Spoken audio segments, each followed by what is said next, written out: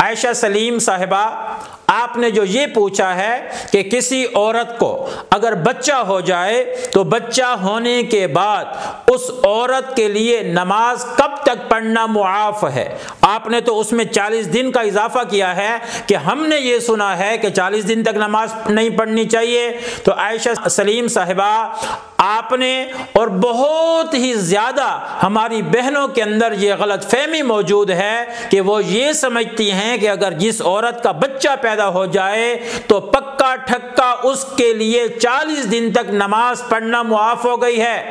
ایسی کوئی بات نہیں، یہ غلط فہمی ہے جو عورتوں کے اندر چل رہی ہے کہ 40 دن تک نماز نہ پڑھے، اصل مسئلے کو سمجھتی نہیں ہے۔ تو اصل مسئلہ کیا ہے، اس کی تفصیل کو آپ غور سے سمجھیں۔ وہ یہ ہے، اگر کسی عورت کا بچہ پیدا ہو جائے تو بچہ پیدا ہونے کے بعد جو خون آتا ہے اسے شریعت میں نفاس کا خون کہا جاتا ہے، جو 8 مہینے 9 مہینے تک عورت کے پیٹ میں بچہ ہونے کی وجہ سے وہ خون جو اس کا جاری نہیں ہوتا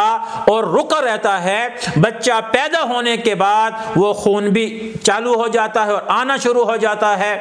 اب اس خون کی مدت کیا ہے؟ شریعت کہتی ہے کہ یہ خون 1 دن بھی آ سکتا ہے، 2 دن بھی آ سکتا ہے، 3 دن کے بعد بھی آ کے بند ہو سکتا ہے، 4 دن 8 دن 10 دن 15 دن 20 دن کسی وقت بھی یہ بند ہو سکتا ہے۔ تو اگر یہ 8 دن آیا بند ہو گیا، 4 دن آیا اور اس کے بعد بند ہو گیا، 2 دن آیا اس کے بعد بند ہو گیا، 20 دن آیا اس کے بعد یہ خون بند ہو گیا، تو جیسے ہی یہ خون آیا اور اس کے بعد بند ہو گیا تو بند ہونے کے بعد اس عورت کو چاہیے کہ یہ پاک ہونے کے لیے غسل کرے اور غسل کرنے کے بعد نماز کو پڑھنا شروع کر دے۔ 40